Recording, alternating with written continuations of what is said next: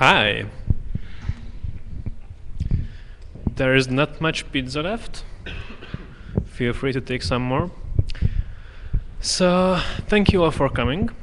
As you may have seen, we have Edward Kmett here, all the way from faraway United States, and he brought some stickers. I believe there is now more Haskell stickers in Hungary than there are people who know what Haskell is. Feel free to grab some. Take as many as you want. There's like a roll of 1,000 there. If you guys run out, I will bring another one next time I'm coming. Thank you. So you might want to come a bit closer because Edward will be using the... Basically doing all that stuff on a whiteboard. That's right. Hiding all the way over there, you're not going to be able to see it.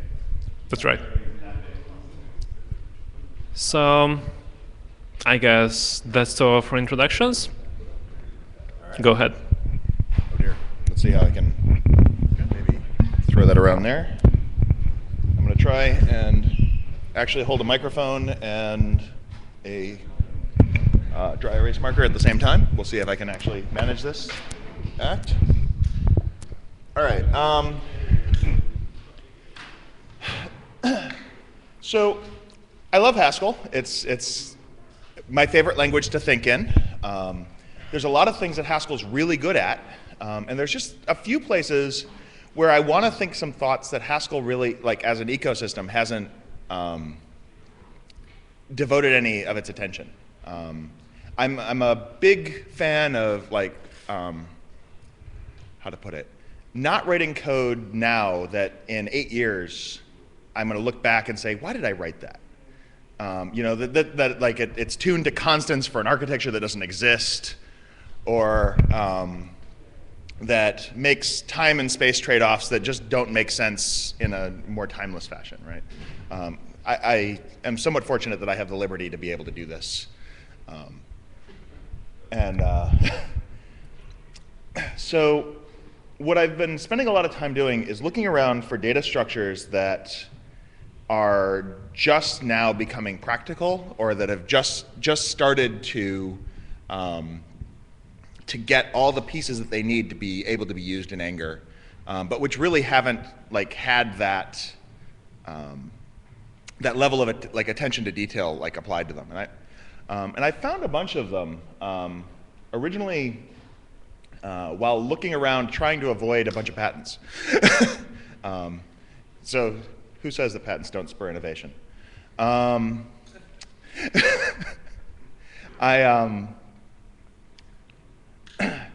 so what I want to kind of go through today, something called a succinct data structure, what that means. It's going to be lots of big O notation and little o notation and all sorts of computer science stuff that if you haven't been actively like pursuing a computer science education or haven't been doing so in the last few years, it may be a little bit rusty. I apologize in advance. I'll try to keep it accessible. The main thrust of what I'm focused on is trying to represent something in the minimum amount of space possible and still support indexing, okay, in a very rigorous way. That's the high-level overview of where I'm going with this. Is here's a bunch of tools that let me represent data in the minimum possible amount of space and still let me somehow go through and compute aggregates over it, go through and work with answering interesting queries, do joins and other things. I'll be able to get to some of that today. All right, just so we have some idea where I'm at. And I think I want to try and pull a little bit more cord out here before sending my laptop crashing. Will this reach to here? All right. Okay. So with that said, I should probably explain what the heck succinct means as a data structure. Okay, so if we had something like a bit vector, just a bit vector with just ones and zeros, nothing earth-shaking. 0, 1, 0, 0, 1. How's my writing scale for the whiteboard? Does that work? For the, okay. If we had n numbers inside of this thing, so we have, you know, entry 0, 0 to n minus 1. There are n bits present in here, of which k of them are set. So there are n choose k possibilities. Right? This is not too surprising. So I should be able to represent this bit vector, if I knew what n and k were, in log of n choose k space. Now this number, like when this is n divided by 2, this should be basically about the same size as the original bit vector minus a little bit. But this is the amount of information that is present in this bit vector. And I say that very loosely. To be more rigorous, it is the 0th order observable entropy in that bit vector. It's saying, if I don't use like the fact that the previous symbol was a 1 to predict what the next symbol will be, or the previous 2 symbols were 0 and 1, if I don't use any context, if I just know the overall number of 1s and 0s, the best I can do is just say, well, there are n choose k possibilities. It's one of them. Okay? So what I want to do is I want to support a couple of extra operations on this bit vector. Okay? And I don't want to take up my usage of space much higher than this. Okay? I'm going to show some code later. The code that I have actually does cheat and uses faster but less space efficient structures. I have working implementations of the more space efficient ones. I don't have them all ported to Haskell. The code that is involved for this is available. It's on, if anybody really wants to go look on GitHub, github.com/ekmett, EKMETT/succinct. So there's code there on GitHub that you can actually look at after this talk is over, and I'll keep expanding it as I throw more structures into it. So the two operations that I want to be able to perform on this bit vector, in addition to just storing it, and I want to be able to perform them efficiently because I could always, of course, just decompress the bit vector and then go look and do the operation, are rank, and I'll just do rank alpha, SI, is the number of alphas in my string up to the ith position. Okay, so this is like so if rank 1 SI would be like a prefix sum. Count up the ones up to a given place. So if I said rank 1 S5, that would tell me that there's 2 ones in there. It's a prefix sum. Okay? And then the other operation that I want to use, that I'm going to use less often, is select. And this is going to be the position of the ith alpha in S. Okay? So these two operations have a lot of structure to them. Just making those two statements, we can say a lot. We can talk about the fact that there's some nice little mathematical properties to them, like the sum. Like if we just do this for bits, rank 0 SI plus rank 1 SI add up to I, because there's only zeros and ones. So everything better be assigned to one of those 2 bits. So we can calculate with that. We can say things like there's a Galois connection between rank and select. There's rank and select form a right invert. So there's a lot of little properties that we can talk about just from these 2 little problem statements. What I guess I should do is I should convince you that we can execute them quickly. So if we ignore this 0th order entropy thing for a bit, and we just talk about how could I represent this this bit vector, and then store, say, a second bit vector. Let's just go to like 2n space and try and encode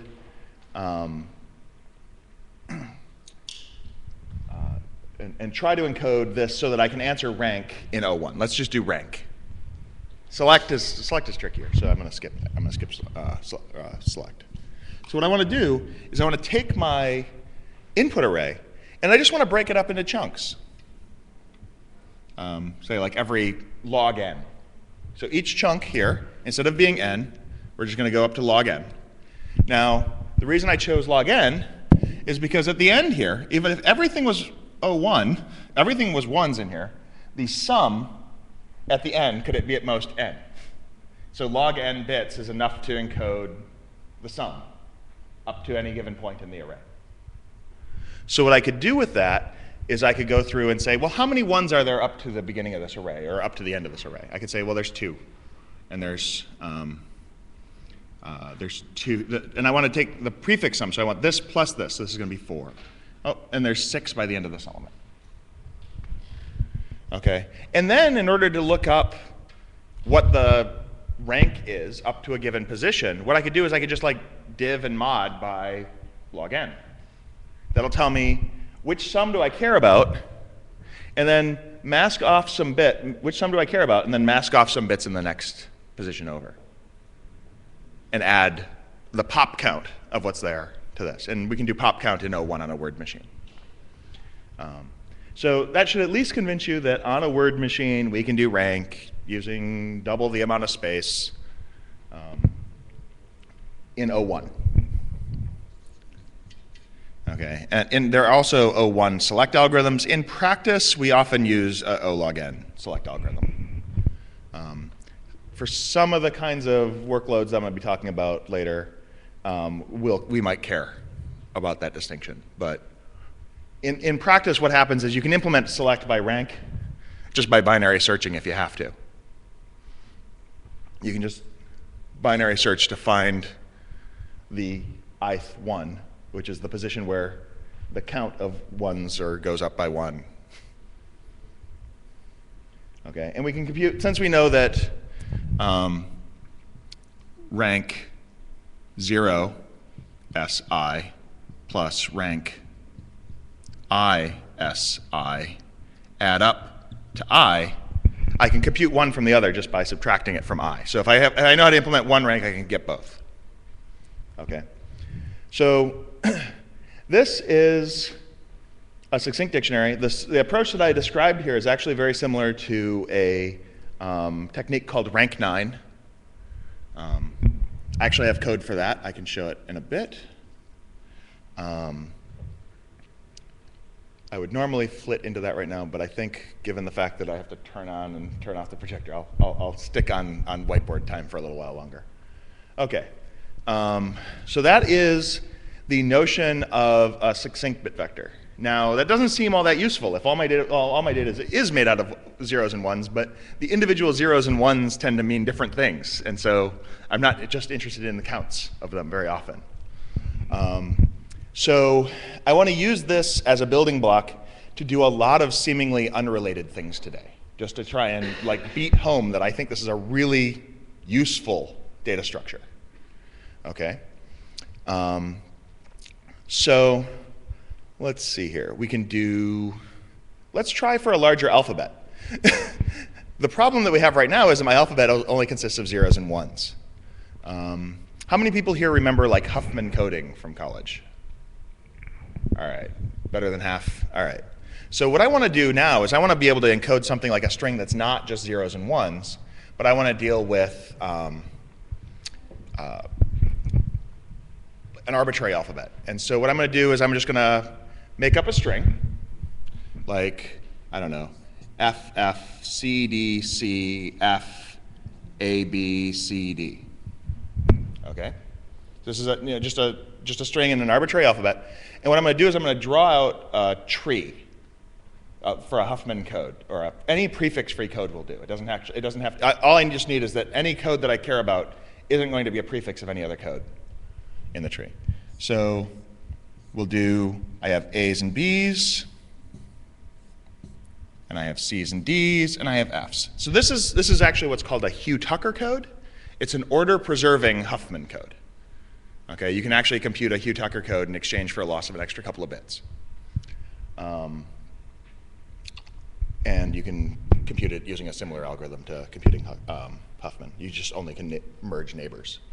So if I go to like actually write this out, Huffman coded, what I would do is I would basically just enumerate which way I went as I walk down the street. 0 or 1, 0 or 1, 0 or 1, 0 or 1. So to read off this as a Huffman coded string, I would read off 1, 1, 1, 1, 1, 0, 0, 1, 0, 1, 1, 0, 0, 1, 1, 0, 0, 0, 1, 1, 0, 0, 1, 0, 1. But if I jumped into the middle of that string, it wouldn't be very useful to me. Like if I put a rank and select structure on this, I couldn't tell you anything about it. It doesn't mean anything. This bit here, I don't remember where it came from. I can visually guess that it probably was that C, or that D actually, the last bit of that D. So that's this decision being made. But this one over here, what is that? Or this one over here, what is that? I don't know which decision is being made. There's 4 possible decisions being made in this tree that could be represented by any one of those bits. Okay? So what I want to do is I want to store the same bits, but I want to segregate them. I want to shuffle them around differently. Okay? I want to store the same bits that I would normally store my Huffman code with, but I just want to store, for this decision, what bits were there. Okay?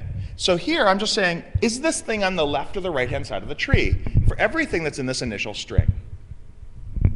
Okay, so here we're going to build this. So F is on the right-hand side of the tree. F, C, D, and C are all on the right side. F is also on the right side. 0. A and B are on the left. C and D are on the right. Okay, so we can navigate through this structure one level at a time. So this has peeled off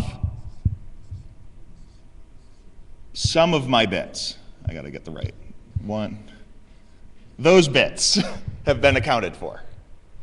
Okay? Then we're going to come down here, and we're going to say, well, out of the ones that made it down here, which way did they go? So this is A and B were a 0 and a 1. A is on the left, B is on the right. So F, F, C, D, F, all that stuff is on the other side of the tree. I don't care about it. It doesn't make any decisions down here. So that's these bits. And when we finish this out, what we're going to do is we're just going to keep running down the list, building up these bit vectors. And I hope I don't do this wrong, because this is going to suck. F, F, C, D, C, F, C, D. All right? So C and D's are on the left, F is on the right.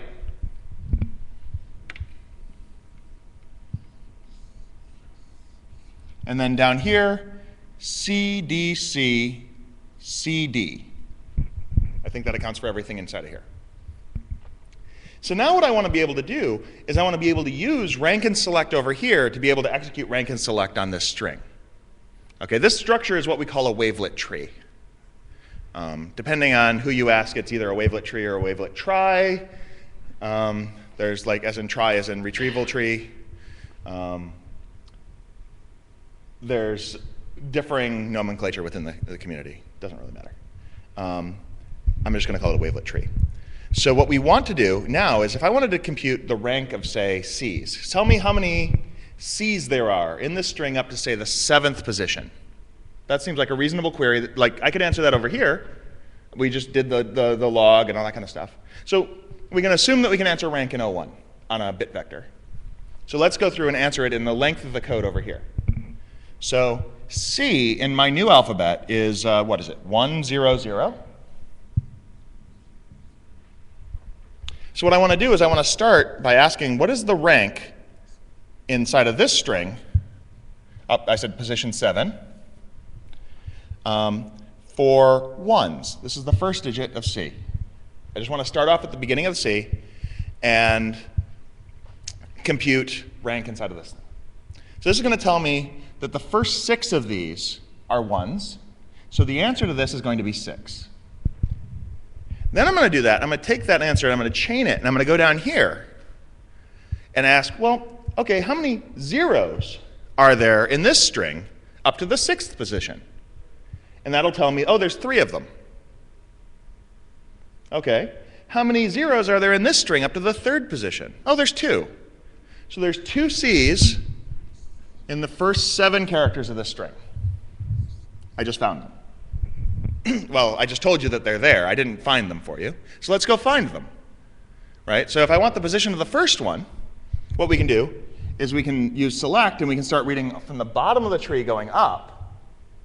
and say, what I want to do now is, what is the position of the, let's do for the first one, the first 0 in here. The first 0 in here is at position 1. What is the position of the first 0 in here? Oh, it's at 3. What's the position of the third 1? It's at position 3. The first C is at position 3. And what's the position of the second 0? It's at 3, 5, 5. The second C is at 5. So we can walk down the tree to count how many there are of a given thing, up to a given position inside the array, and we can walk up the tree to tell you where they are.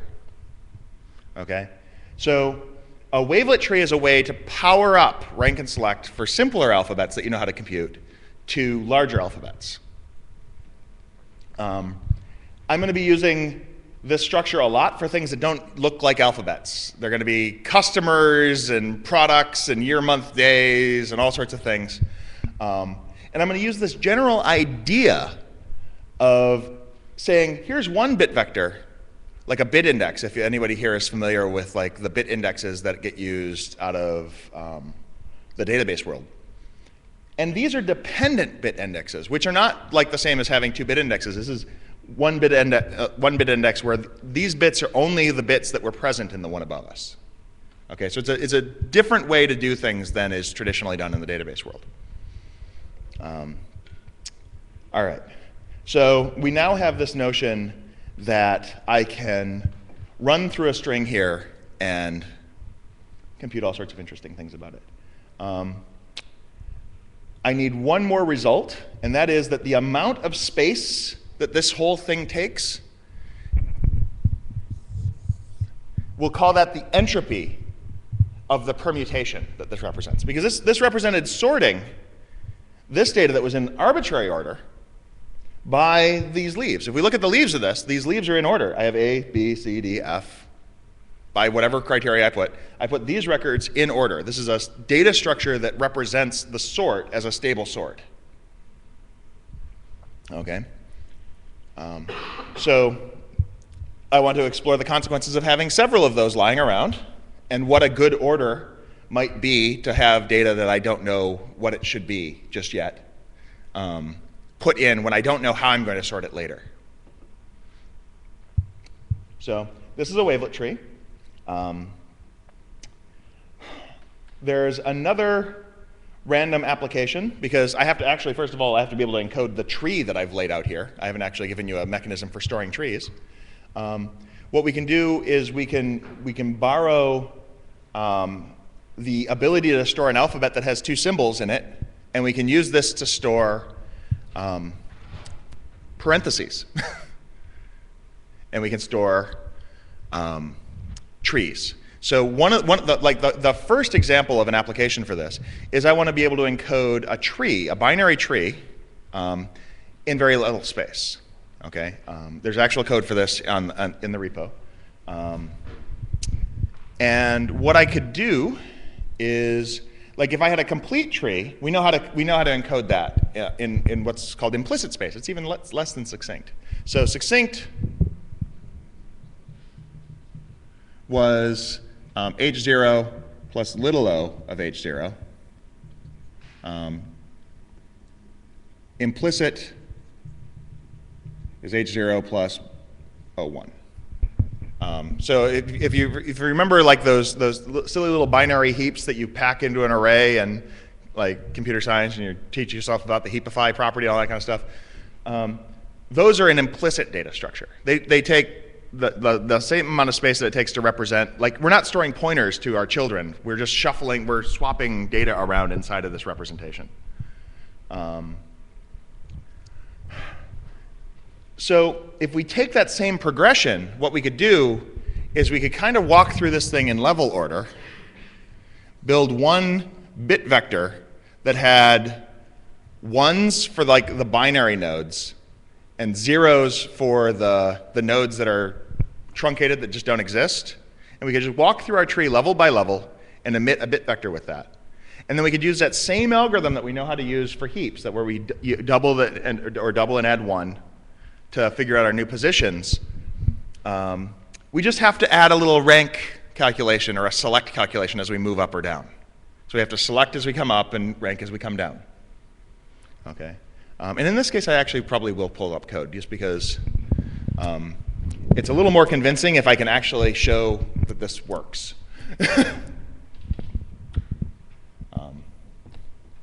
And I warn, I'm going to get lost in the weeds of code for a while here.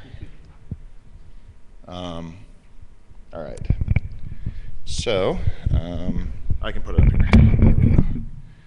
So what I want to do is I want to work with, I have a type binary. Let me make this a little bit bigger. Is that a reasonable font size? Can everybody see it? Okay. So we have like bin, tip, tip would be a binary tree that has 2 tips underneath it. And then what I can do is I should be able to encode this using, I have to import the module, succinct tree binary. This is the binary encoding. I put a 1 in for the bin at the root, and I put 0s in for its 2 children.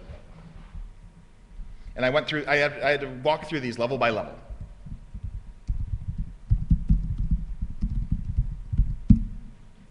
Okay. And then I should be able to say to binary, no. Well, I added a class right at the last minute before this, and I didn't. Let's see here. Yay! I didn't put an instance on I didn't put an instance on list, so you can't use it in the easily shown form.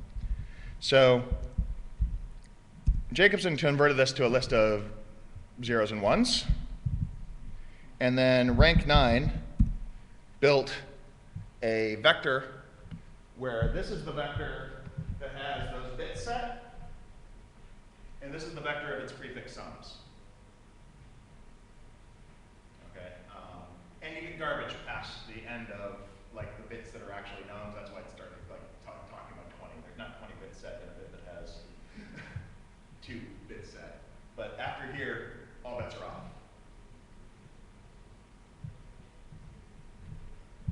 Okay. And so that is I think I should be able to say bitwise. Those are my bits. True, true, false, false, false, as we were expecting. So I can encode and I can decode from this rank thing, which isn't surprising because it contains the whole bit vector, and that I can do rank on it. I have an instance of like rank of how many trues are there in true, true, false, false, true, up to position 5. There are 3, position 3, 1, etc. Okay, just so we can do rank, and we can say, what is the position of the first true, the second true, the third true? Okay, this is 1 based, mainly because it cascades better. The combinators have fewer corner cases if you number everything on 1s. Okay, so far so good. So we've seen that.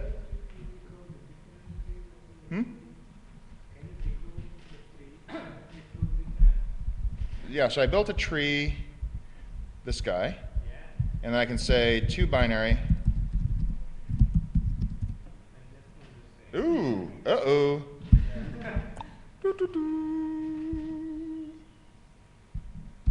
All right, my Jacobson encoding's broken. That's what I get for doing this one as a live demo. Let me do something with a more novel tree encoding. 2 rows. Yay, that one serializes. So the one I have for binary trees is apparently broken. I forgot to put a super root in. There should be an extra root at the top that I forgot to put in. Because it doesn't know how to number it right. Okay, so here, what I'm doing is I'm using a different tree encoding.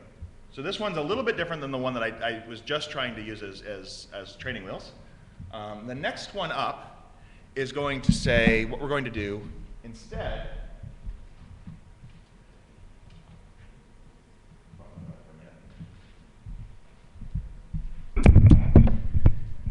is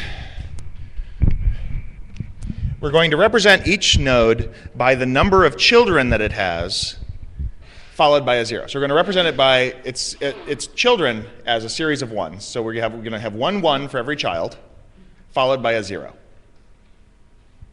So we're going to have some kind of super root thing that I'm just going to ignore for a minute. And let's say that we had a tree that looked like this. I'm going to allow me to have n children now. So the binary tree encoding that I was trying to use there won't work. Okay? So let's say that this is the kind of tree that I have. And I want to be able to represent this relationship. What I'm going to do is I'm going to say that this node, we're going to go through this in level order, just like we did before. And I'm going to represent this node by the sequence 1, 1, 1, 1, 0, because it has 4 children. This one by 0, this one by 0, 1, 0, 0, 0. Okay? And what we're going to do is we're going to say the root, we're going to put an extra root up at the top. And we're going to talk about each node as being the index of the 1 inside of its parent. Okay? And that turns out, this is what's called louds, L-O-U-D-S. This is one possible encoding of trees. I'm going to be beating on tree encodings probably for the next 15 minutes on different encodings. There's louds, there's defuds, there's balanced parentheses, there's fully functional, there's a whole bunch of these things, okay? You don't have to remember all the details. The general shape of the problem space is interesting. The particulars of any one encoding only matters once you actually start looking for the applications that those encodings favor over others, okay? So with this bit vector, I can actually navigate it. All right,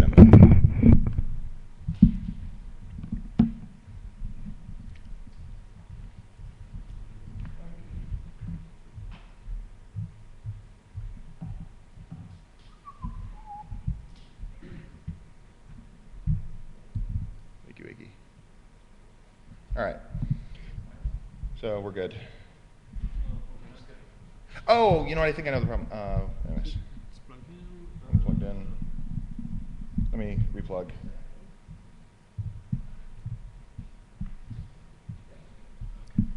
All right. Still up high. All right. And so now what we can do is we can say, encode this thing as rank, give me a root. No. Succinct tree binary. Get rid of that binary encoding that we don't like anymore. Now what we have is we have a zipper.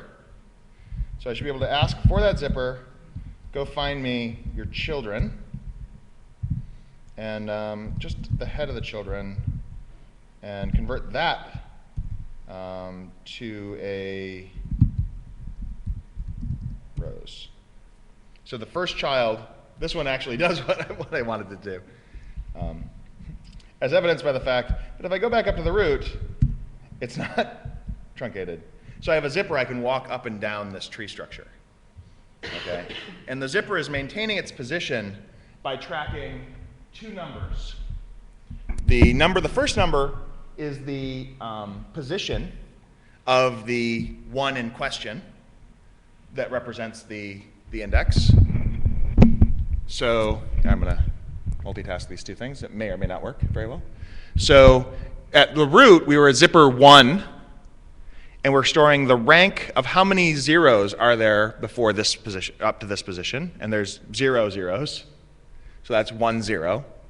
And here, we're at 3 1. And we're at 3, and we're storing as extra information the rank of how many zeros there are up to position 3. And the reason we're using this is because some of these equations that we have involving rank and select, we can use this to say, oh, we never have to actually compute a rank. We only ever have to use selects.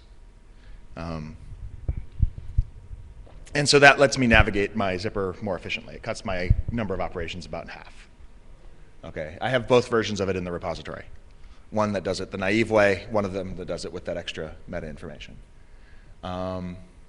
So it's kind of neat that we can walk around inside of this tree. I can walk up and down to my parents and my children in O1, and that's kind of neat. So I've got O1 navigation to parents and children, but it takes 2n bits plus a little on term to store my tree structure, not a pointer for every child. So it's a much smaller tree structure than what you're used to when you're used to seeing, right? We're shaving a factor of like 30 in terms of space. That adds up. Now in practice, we're probably going to pay about 5 bits to get the nice structures that we want to use. We're going to pay about 5 bits per thing, so maybe we're going to get a factor of 5 or 10 space saving. It's still nothing to shake a stick at. All right. I'll go back to doing this. All right, so we've got, and so I got spun around.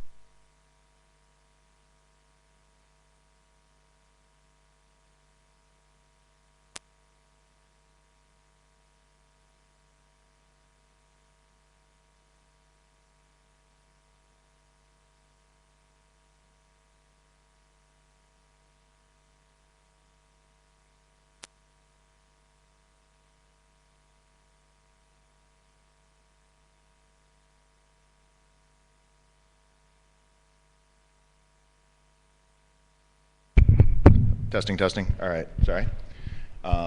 So it turns out that there are encodings of this that permit mutation on this bit vector and let you insert parentheses wherever you want them. There are other succinct structures that I want to work with other than rank and select. There's something called a range min tree. I'm going to actually skip it, but know that it is necessary for some of the structures I'm going to be working with for the rest of this. The main thing that a range min tree will give me is the ability to jump directly from an opening paren to its corresponding closing paren in O1 time. Okay, that's what it's for. Okay.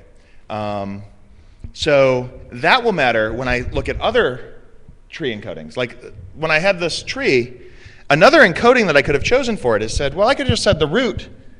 I'm going to enter the root and I'm going to exit the root. I'll just put parens when I enter and exit the root. Enter and exit that node, enter and exit that node, enter, haven't exited it yet, gone down one, came up, enter and exit. I could build a system of balanced parentheses. So that's one encoding. The other encoding, so this is the balanced parentheses representation. I'll be using this one later on. Another one that's actually really nice, one problem with the balanced parentheses representation is jumping to the kth child generally takes log k time. If you have lots of children, that might be prohibitive. Another encoding is to take the same number system, the same numbering that we did before, and instead of walking through it level order, we could do it depth first. Right? And so we could go through and encode this as a depth first system of numbers. And that gives us something called dfuds. Dfuds has the benefit that using just the abilities that we use to make the balanced parentheses representation go, I can jump directly to the kth child, because the kth child turns out to be, if you view this as closing parentheses, then what happens is we're able to pair up this parenthesis directly with the individual children of this node. Turns out to be a really clean hack. And if you actually work this out, this winds up being this winds up being a balanced system of balanced parentheses if you add an extra opening paren at the top. Okay, same with louds. There's one more 1 than there is a 0. Anyways, so I need this system of like ability to reason about balanced parentheses to do something maybe a little more near and dear to people's hearts, and that is playing with JSON. This didn't sound like it was going there, but just to show that this isn't just applicable in like crazy land. we can do something called semi-indexing. And I actually highly encourage, if anybody is curious about this, there's a paper by a guy, Giuseppe Ottaviano, on this topic. And semi-indexing is about how we can go through and build just a little bit, not even a full index, on a data structure like JSON or XML. And we can use that to say, I can build the semi-index even if I have to build it live when I want to answer a query. If I'm interested in saying, hey, I have a JSON document, and I want to go in there and I want to look at foo.bar 2.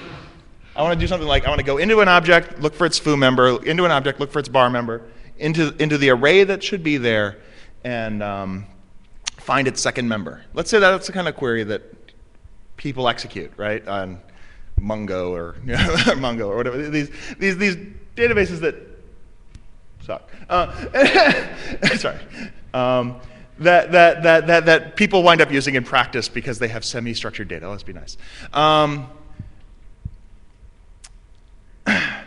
So we want to answer these kinds of queries. We have JSON documents lying around. Maybe we're going to get the like a whole series of JSON documents. We're going to store them in our little Mongo database or whatever.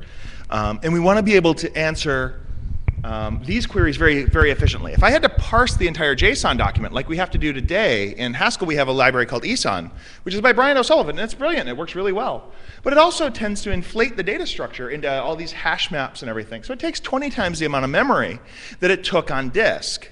So if you have a big JSON document, that could actually be prohibitive. If you actually manipulate DOMs for XML, when you blow something up into a DOM, it's enormous. Right? It's one of the reasons why people work with SACs and all these streaming models is because it gets them out of the memory requirement. Even if they just had to hold the original source document, they could probably justify that. But having to like hold it in this inflated form is generally unpalatable. So what I want to do is I want to take a JSON document and I want to put just enough of a rank select structure on it that I can navigate it efficiently. Okay? So what we'll do is we'll steal Giuseppe's work. This is not mine. Foo, and in here we'll put a bar, and I'll put an array that has 0, 1, 2. That's a valid JSON document. I don't speak JSON, but I think it is. Might have some parens or quotes I'm missing or something. But the general idea is right. So what I want to do is I want to put ones wherever it's interesting in terms of navigation. Okay? There's lots of white space in here that doesn't say anything. I'm actually not going to say that the actual strings that make up anything are interesting. I'm just going to say, that's interesting, that's interesting, that's interesting, that's interesting. The commas are interesting, the colon's interesting. Those are the interesting things. Everything else, we're just going to have zeros. 1 0 for every character.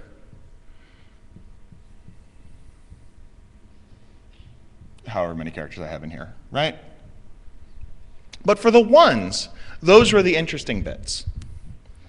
And what I can do now is I can associate with the ones a kind of balanced parentheses representation. Remember how with the wavelet tree, we said, you know, this is only the places where there was a 1. Is there something down here? Or where there was a 0, there was something down here. This was a dependent index.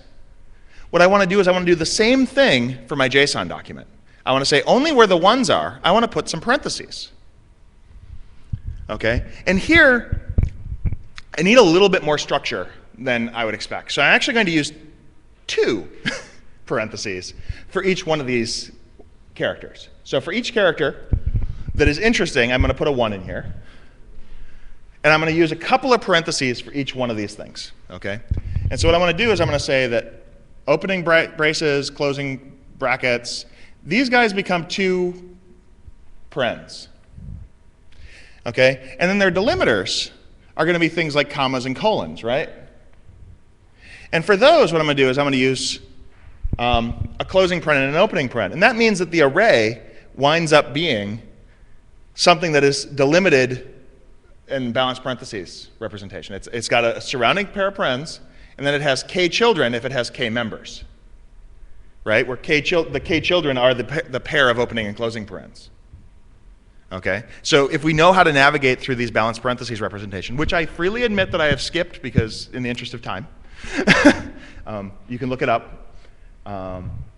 What I can do with this is now I can say open, open, close, open, open, open, close, open, open, open, clopen, clopen, close, close, close. All right?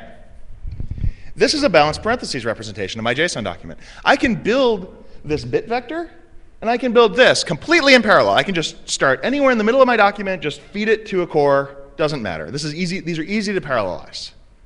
Okay? Modulo concerns about quoting, and that's actually not that bad. It's a binary state in JSON, right? Otherwise, you're O1, or you're LL1. And I don't need to actually encode what decision is being made because I have the original source document. I can always go back here and say, oh, I have open, open. Was that a array or a object? Oh, well, it must have been an array because it starts with a curly brace. Or array because it starts with a bracket, or it must have been an object because it started with a curly brace. Okay? So what we can do is now, what I can do is if I am looking at a paren here, I can map it back to its position in the original array by saying, well, you know, I'm looking at this paren 53 in this array, because the spaces here don't exist, right?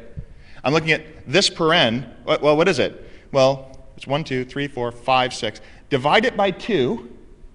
We're looking at position 3, the third one in here. So select the position of the third one. We know how to do select. We have rank and select on this bit vector. That'll tell me that this paren corresponds to this curly brace. So I can jump up and down. I can move between JSON space and my shape space by using this as a guide. Okay? So if I'm looking at a given position here, I can just say, well, rank, how many ones are there? Great, multiply that by 2. That's my offset into this next array. And I come up, divide by 2. That's the thing that I'm looking at above me. Okay? And with that, if I had, in addition to foo or bar here, I had an extra baz, and this guy had a gigantic 2 meg document in it, what I can do is I can start here. I can say, oh, yes, I am in an array, or I am in an object. Okay. Look at the first field here. Parse that. Is that foo? No. Okay, great. Jump to the third child, because, colon, this looks like a second child to me. Jump to the third child. Oh, is that foo? I skipped a 2 meg chunk of document without parsing it. Okay? So now let's make this real. Let's actually throw some real numbers at this and say how this can do. Okay? So if this was like a 360K JavaScript document, my index for this is about 10K using real techniques. Okay? So, and I can build that index and I can query it faster than I can parse this into a megabyte worth of memory and then walk the data structure. Now, I might be able to build a streaming JSON parser that just answers one query as it goes. But it's interesting because that document can pre-exist. So this is faster for me to access this structure and index into this than it is for me, even if I have to build this index on the fly, than it is for me to parse it and run. If I can store that thing, I'm Mongo or something like that, I can archive this index with the JSON document. Okay. Now we can do better. And this is an application of the same kind of techniques that kind of govern this whole thing. What I could do is I could take my original JSON document and I could just break it up into chunks, like every 64K or every 16K. And what I could do is I could gzip each chunk individually, just in isolation. So like, let's say that I gzip this whole document. I might get a 43K document. I'll give you real numbers. So I get a 43K document if I gzip this whole JSON document. If I gzip it chunk-wise, I get a 52K document, such that the 52K document plus this index represents everything that's in the JSON document. And I can query these two things together faster than I can query the original document, which is weird. Knuth has a statement that he likes to talk about when you're talking about external memory algorithms, and that is that space usage becomes your time usage to a first approximation. I totally paraphrased him. But in general, by compressing something, we made it smaller and faster. As I get older, I've come to like things that are just better. As a scientist, I look for things that are, that this is there's a trade-off between this factor, and this is why this one's the point on the Pareto frontier over here, and this one's why this one's the point on the Pareto frontier. But every once in a while, you find something that's just way out there that dominates on both of those curves, right? Or both of those axes. And this is one of those things. I find it to be really compelling that the only reason that I would actually say that don't do this is because of complexity, right? Not asymptotic complexity, just I have to explain it to a Java programmer complexity. Okay. Fortunately, I'm explaining it to a bunch of Haskell people. So this turns out to work out, in general, Giuseppe's paper, he goes through and shows that either storing this index and the compressing, storing the index and the compressed form, or storing the index in the uncompressed form always wins over just doing the naive parse. Not my numbers, but they do hold up in my experience. Okay. Now this approach works for any LL1 grammar. We can do this for XML too. And people care about XML for some reason. You can do it for S expressions, but nobody cares about those.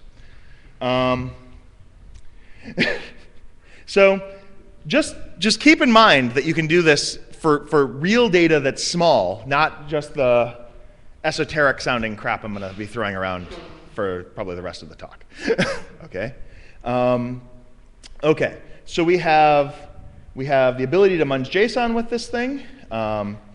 Let's do really big data. Like data that's big enough that I don't want to pay anything proportional to the size of the data set because it's too big. When you're talking petabytes worth of tick data or something like that off of a exchange, or somebody like Akamai is dealing with 200 terabytes worth of logs a day. Let's see, do I have I have to scrub something. You have left the island. And what about when you're taking care of recursivity expressed in the JSON structure? We are dealing about, or we share the phrase about recursivity. And recursivity means, for instance, you've got a JSON tree like profile, name, friends. Mm-hmm. And then the friends, each friend's item Yes? contains Oh, when you want to actually answer multiple queries out of that JSON document? yeah.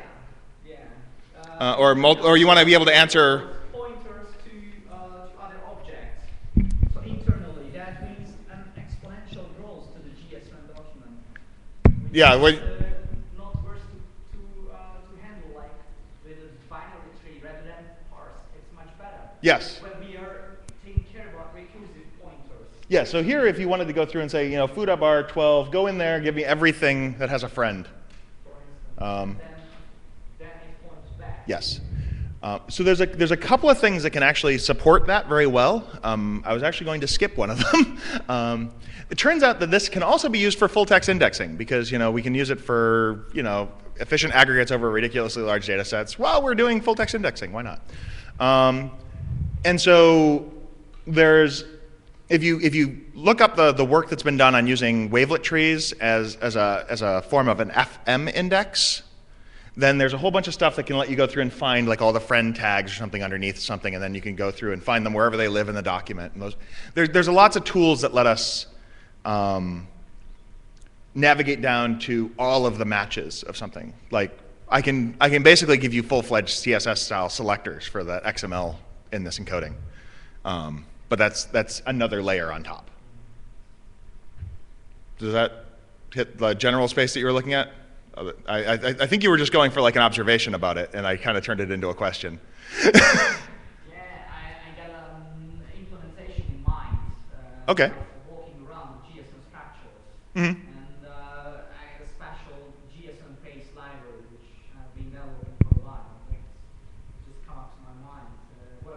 recursivity. When something, for instance, when you got a profile map, Mm-hmm. I mean, and you're walking down in any direction, so it doesn't matter a binary tree.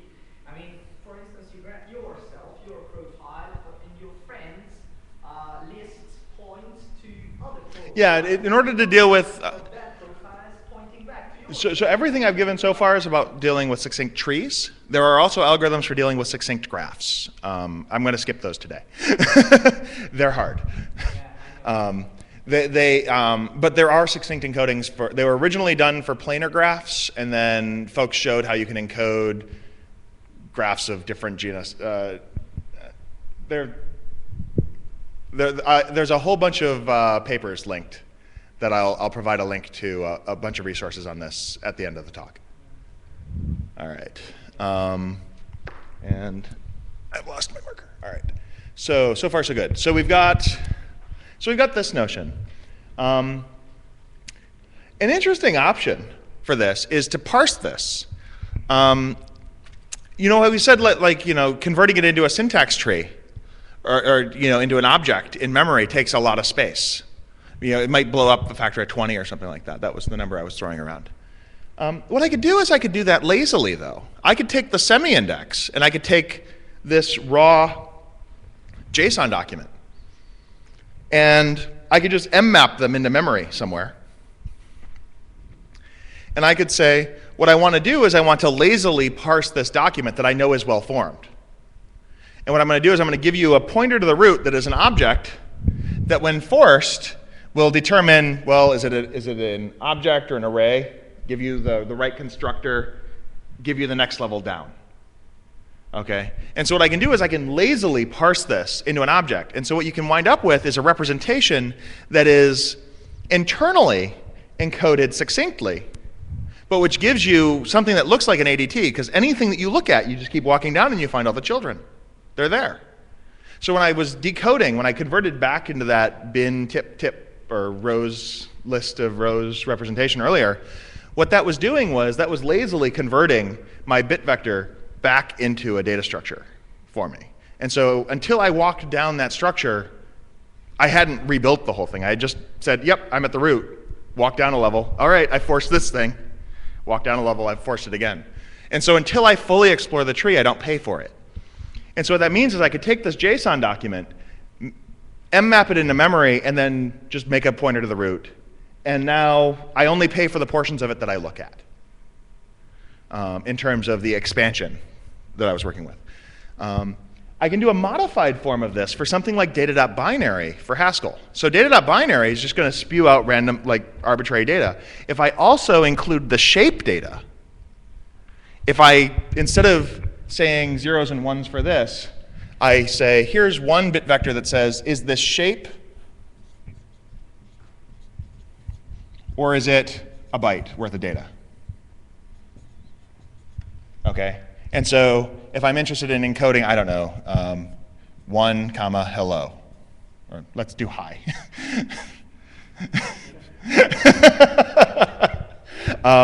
This would be represented internally as kind of like the tuple that has no information content, going down to 1, going down to a const node, going down to an h, going down to a const node, going down to an I, going down to a const node, going down to a nil, right? So this is 1 bit worth of information. This is its, data list A is effectively nil or a const onto list of A's, right? So this is 0 or 1 here. So this is 1. This is a 1. This is a 0. And that's the data that I want to encode there. And I have this data. So if I encoded a set of balanced parentheses, I could say balanced parentheses for the whole tree, balanced parentheses around that, balanced parentheses around this, and I can just keep recursing down.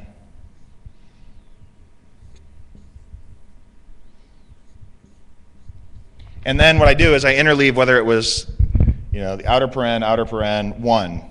Oh, 1 was over here. So shape, data. And I can keep with this thing. And what I can do is I can navigate from a given set of parentheses up to find out where the data starts. Or if I'm at a given position in the data, I can actually recover the shape. And so what that lets me do is it gives me a form of data.binary that's random access. I only pay for the portions of the structure that I deserialize, or that I look at when I deserialize it. And that's kind of neat to me. The space overhead isn't that high. For a little bit of extra space, call it 20% or whatever, I can now pay proportional to the amount of the structure that I actually want to load back into memory. Now, this inherently uses laziness. Everything else up until now hasn't. I could do all of this other stuff in Java, but if I go to do this in Java, I'm actually going to suffer a lot of pain because I don't want to lazily reconstruct objects in Java because I'd have to change what something means to actually swap it out for its result. So this is one case where Haskell is actually a huge win in this space. So we can do binary, we can do JSON. What have we done so far? We've done the ability to encode and walk trees, all from this stupid little toy. And now there's many different variations on this toy. So let's see. Let's do something bigger data-wise. Let's try to answer a question about a ridiculously large data set without paying proportional to the size of the data set. Okay, and I think that'll probably blow what time I have. All right. To do that, I'm going to need to build up a few building blocks. Okay. How many people here are familiar with Morton or Z order? Has that crossed anybody's mind before? All right. I will start from scratch. Morton order is a way to, if you had to build an index on 2 columns, you would usually go through and say, well, I have 2 dimensions, y and x. So what I might do is I might store it this way, or I might store it this way, right? Those are the 2 most common options. Unless you're familiar with space-filling curves, in which case you might go off and do it in Hilbert, or do a Hilbert curve or something. Okay. Another option. This is great if I only want to get out row at a time, right? But if I need the transpose of this matrix, it's awful, right? If I need the transpose of this and I need to transpose it from this form to itself, to this form, I have to this is maximally bad in terms of cache utilization for any cache, right? So what I want is something that is actually optimal for any cache. And the easiest way to get that, one way to optimize for a cache that you know the parameters of, is to pick a block size. And then do these however you're going to do them, right? And you're doing block operations on a cache. The problem is you need to know the cache size. And like I was saying earlier, I don't really want to write something that I have to tune for the constants of a machine I'm working on today, and then 2 years later it's obsolete because we're on ARM now or something. So that's almost a non-starter for me. It's pretty effective. People do it. Another option is to go through and instead of picking a block size, what I'm going to do is I'm going to pick all block sizes. What I'm going to do is I'm going to interleave the individual bits of x and y. Okay? So I'm going to take 1 bit of x and 1 bit of y. So I'm going to go from 0 to 1, and then this is 0 to 2, right? So 0, 1, 2, 3. Okay? Now if I have more than 1 bit in each of them, I'm making z's out of z's. Okay? So that's the bit order that I'm going to traverse these things in. And it keeps getting more and more noisy looking.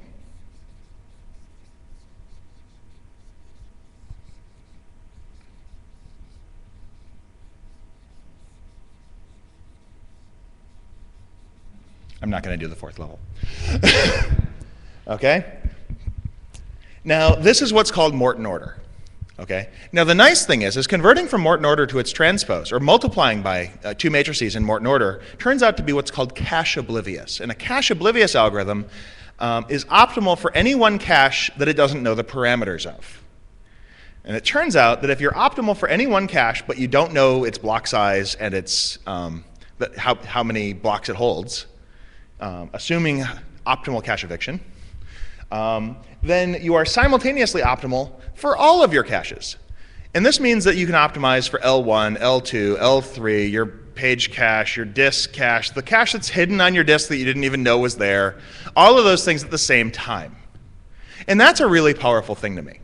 Okay? And it turns out that in general, as we've added more caches, the constant factors that you've had for trying to tune for them have gotten to the point where this is probably something you should be doing anyways. Okay? The problem with cache oblivious algorithms is they look like they were designed by aliens. You're going to wind up running around with like a square root of n's as your branching factors and things, and all sorts of things that you just never thought to use if you've never been exposed to them. Okay? I'm going to focus on this thing, not necessarily for its cache oblivious aspects today. However, I have another talk that I just did on how you can do cache oblivious maps in Haskell and how I can get a factor of 10 speed up on inserts into map by using cache oblivious structures. So this is not all academic noise. Okay? Data.map has been around for 15 years, largely unimproved. We can make serious dents in the ecosystem by just looking for better tools. You know, I work smarter, not harder, or work really hard at being smart. But okay, so what we have here is this this funny ordering. Now, there's a problem with Morton order, and that is that if, like, let's say that I have x and y, and both of them are 32-bit integers or something like that.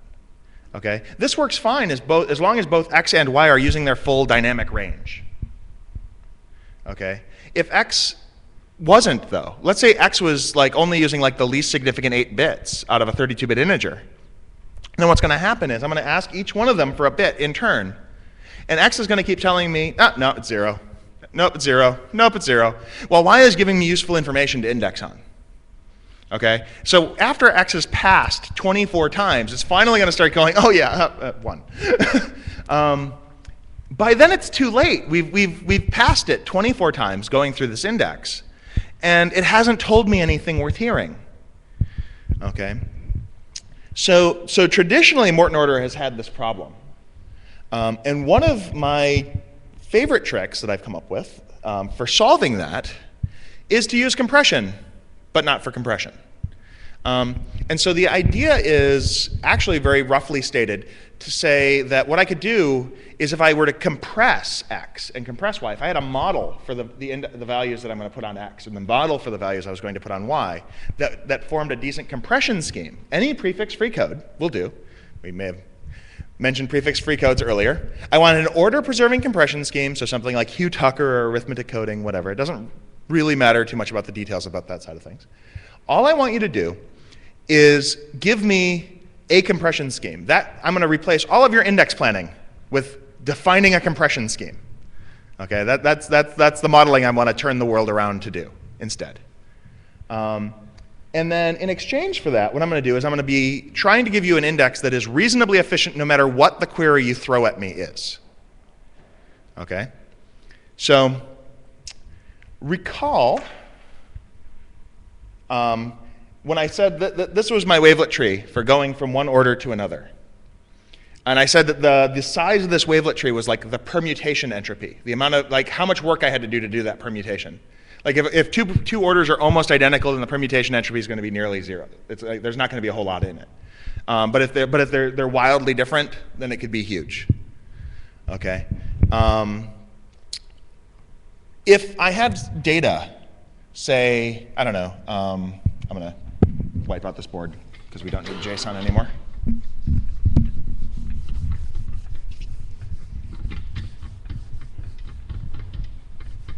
All right. So if I had something like customers and products and, let's be enterprisey for a minute. Right? I have customer data, and I have product, and I have like the year, month, and date that I sold them something. And I might have a bunch of records that I could sort by, say, customer. And then if I wanted to reorder it by product, I'd have to pay the permutation entropy to get from this point to this point. That's the work that I have to do to sort it. Or if I wanted to sort it by year, month, date, I have to pay those. Okay? So if I chose customer as my ordering, there are going to be some queries I'm going to execute that it's going to be pretty terrible at. Now, like if I'm doing finance, maybe tick data is okay. I can always do year, month, day or something like that, and generally index within that. And I won't hurt too bad because like there's not too much data about a given moment in time or something. But what I want is to use something like the Morton ordering, the interleaving of bits of customer, year, month, and day, and product after I've compressed them to find something that's closer to the middle of this polygon, such that the permutation entropy to get to any one of these orders is not that bad. It's not as good as already being there, but it's not bad either. Okay, and so I can generally do that while staying within my caches. Okay, now I'm being a little bit loose with the asymptotics on this. I just want to get like general intuition for this. So if I didn't use a compression scheme, what's going to happen is we're going to have the occasional case where X didn't use all of its bits. It was only using some of the least significant bits. And so what happened was, you know, my product was giving me no information. So it said 0. It just kept saying pass. And it wasn't partitioning its space very well. So what was happening was, instead of being there, we get pulled closer to here by this guy continually passing. And then he finally starts exerting force, but he's only exerting force like once you've gone 24 steps or something like that with the X example. By using a compression scheme, what I've done is I've forced this back towards the centroid of that polygon. And I've tried to minimize the aggregate permutation entropy for all of the permutations to any of the orderings that I care about. I care about ordering it by product or product then year, month, date. You know, I care about a lot of weird orderings. And this is an ordering that is not perfect for any one query, but it's not bad for any query either. Okay. So this is. This required me to make a couple of changes to the way Morton order works. Morton order is traditionally defined in terms of space filling. It's a curve, right? The problem is what happens when I have a compression scheme and the compression scheme runs out of bits. What I'm doing is I'm basically round robining. I'm taking one bit of customer, one bit of year, one bit of product, one bit of customer, one bit of year, one bit of product. Oh, I'm out of customer data. Let's keep going from the things that still have data. And I don't actually have to physically interleave these bits. I've done a series of blog posts on the School of Haskell on sparse matrix multiplication, and it talks about how you can avoid actually having to do any of the bit interleaving. There turns out to be some bit hackery that you can use that can compare as if you had interleaved these things without actually interleaving them in exchange for 3 ZORs. so for 3 exclusive ORs and 2 comparisons, you can do the comparison. It's not expensive. It sounds expensive, but it's not. So what we're doing is we're logically interleaving as if we had done as if we'd interleaved these things. So what I want to do now is let's say that we've got like this thing. Well, we have customer, year, month, day, and product, and I did an example earlier today, so I'll just reuse it. Sorry, Zoltan. And so let's say that I have these things, and I have over here some sales data. Okay, and I want to answer what was the total of my sales for 2012? But I don't want to pay proportional to my data set size. I never want to actually talk about how big my data set is. Okay, I'll later on add a log term so I can mutate it. But for right now, I don't want to talk about how big my data set is.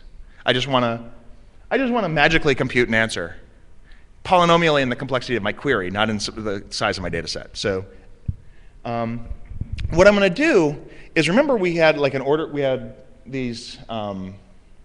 we had a code that when we walked the wavelet tree earlier, if I only cared that something was F, C, or D, I could just go one branch down here, and I could be done, right? It's all the things that were 1 here. I don't have, if I only cared about a quotient, a prefix of my tree, I could stop at any point. So if I had, this was year, month, and day as a tree, what I could do is I could walk down here until I found, oh, that's 2012. And I could do total sales for 2012. I could at least find all the nodes that were involved in 2012 very easily. Okay? Now I'm actually skipping over a couple of details, probably because I don't know how I'm doing on time. So I'm already way late. All right. So how about I aim for another 10 minutes and then we switch to questions? Does that work? I can probably wrap this up roughly in 10 minutes. That will give you a big data set use case, and then we can go on. Okay. What's that? Okay. So what I want to do now is I'm going to have some virtual order that is, remember I said we can go from any order I want. This is the logically interleaved order. And I have a wavelet tree for customer, a wavelet tree for year, month, and day, a wavelet tree for product. And say I wanted to do sales for 2012, because I like that example. And I chose a bad code, just because like 5 bits is an awful lot to actually encode 2012 relative to now when I'm able to prioritize these things. So what I've got is I've got 5 bits worth of this thing that I know. But I need to get those 5 bits. In order to get them, I have to take 1 bit of customer I don't know to get my first bit of year, month, and day, to get my first bit of product, customer, product. So I need 5 bits of customer and 4 bits of product. So that means I have 9 bits I don't know. Well, I could just enumerate all of them. There's only 2 to the 9th possibilities. Okay? And so what I can do is I can find the runs of records. There are 512 runs worth of records in here. Up to 512 runs worth of records. They may be empty. That contain sales figures that I care about. Every other record is irrelevant to this query now. I have just filtered the entire data set just by saying, hey, go find me the runs of 2012. Okay? And now what I have to do is I have to answer the query for each one of those runs quickly, either in constant or log sales time. Okay? I'll go for log sales time because it's easier and I'm out of time. Okay? So what I could do is I could take my sales, which are still the same rows, like each row here. Each one of these is a sales figure. Each column of this is a sales figure. Okay? And what I'm going to do is I'm going to split it. Again, we wanted to make like homogeneous decisions. We wanted to have like the same things inside of our bit vector. So what I want to do is I want to just say split this guy up on the individual bit positions, 1, 2, 4, 8, 16, 32, etc. up my sales. And what I know is I know the position of the end of my run, and I know the position of the start of my run. And I'm looking at, I've got some 1s down here, 1s and 0s as I go through the structure. And what I want to do is I want to tell you how many 1s are there in the 1s place from the start of this run to the end of this run. Well, if I put rank and select on that thing, I can calculate the rank for the end of the run and subtract the rank for the start of the run. Because when I counted the rank for the end of the run, it included this stuff. And I subtracted it by subtracting the rank for the start of the run. And so that gives me, by doing 2 ranks, which are 01 each, I computed the total number of the 1s bits in my sales figures. I can add 2 times the 1s bits in my 2s place, or I can add 4 times the 1s bits that are in my 4s place, 8 times the 1s bits that are in my 8s place. And I can add my number up sideways. Okay? I can do this for doubles too. It works for arbitrary precision. I can get perfect precision out of however big your data set is, no matter how wide the ranges are. I can give you an exact answer to like the absolute precision of your double using the same technique. That one I leave as an exercise to the reader. And so what I did was in 2 to the 9th log sales, I answered a query about how many sales I had in 2012. Now, if you have enough sales that you need this kind of data, this kind of data processing, you can probably afford better tools. In practice, we're probably looking at other things than sales. Okay. We can do other things with this wavelet tree.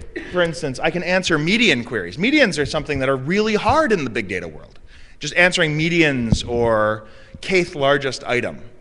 Okay. Order statistics in general, or L estimators, which are a form of robust statistics. They're somewhat old in the statistical world, but they're still useful in the practical world. Are all about answering, if I were to sort my elements, what is the kth largest one? Or give me a coefficient to multiply by various things in my sorted list of entries. So if I wanted to go, what's the, I don't know, what is the 5th largest character in the string?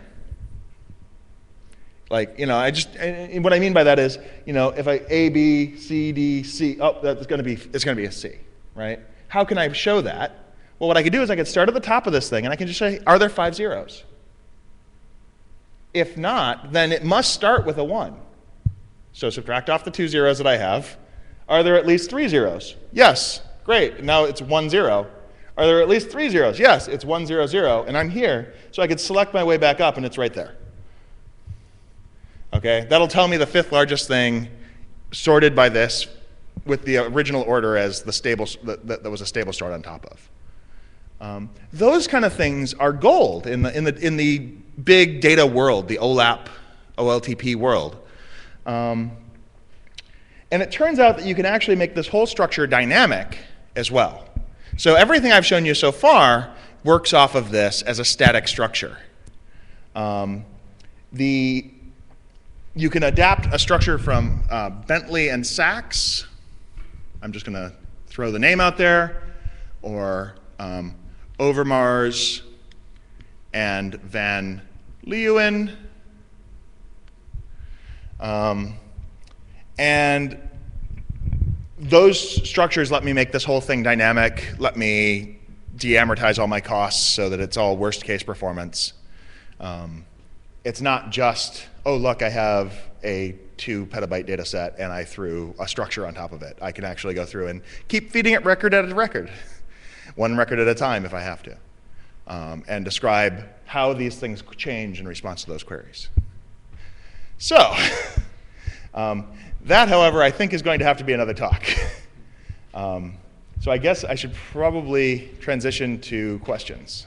That's right. That was a whole lot of university stuff into a bit more than an hour. So you just got your graduate course in algorithms for the day? So, except this time you can ask questions. Yes. Anybody? Are some of these techniques used in commercial products like OLAP cubes or? No. These are new. Most of the OLAP engine stuff goes 10, 15 years back, and so all the MOLAP techniques are different. One of the nice things that I like about this is that by using this Bentley-Sachs structure, what I can do is I can take this OLAP style query processing engine and I can support full transactional updates. That's one of the things I didn't get a chance to get to today. But basically, if you just take blocks out of the nursery once they're big enough, it doesn't matter how you build them in the nursery. That can actually be a full 2-phase commit, whatever consensus protocol thing you want to work with. So this is something that I've been actively kind of exploring, building up in the Haskell ecosystem as, how to put it? One of the things that kind of bugs me about the world at large is they keep saying, well, Haskell is great, but it can't talk to anything we want to talk to. That's like one of the common buzzwords, right? Like people can't figure out how they want to fit it into their corporate ecosystem. So I figure if I can just build the thing that I want to talk to in Haskell, then I can invert the problem and they can have to try and figure out how to talk to me. Yes.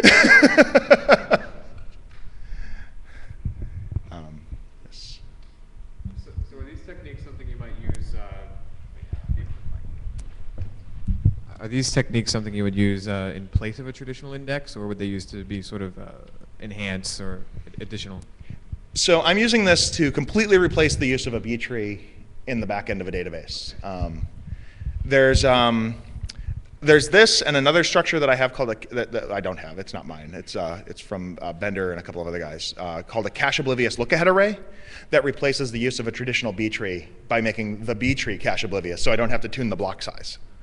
And so this is one of the tools in my toolbox these days that I've been looking at to just basically largely replace many of the traditional data structures. The nice thing is I have a cache oblivious version of that B tree that is fully persistent, that works as a purely functional data structure that hits the same asymptotics as a B tree, but is fully you can access any previous version of it and you can resume editing it. It cheats, but it works.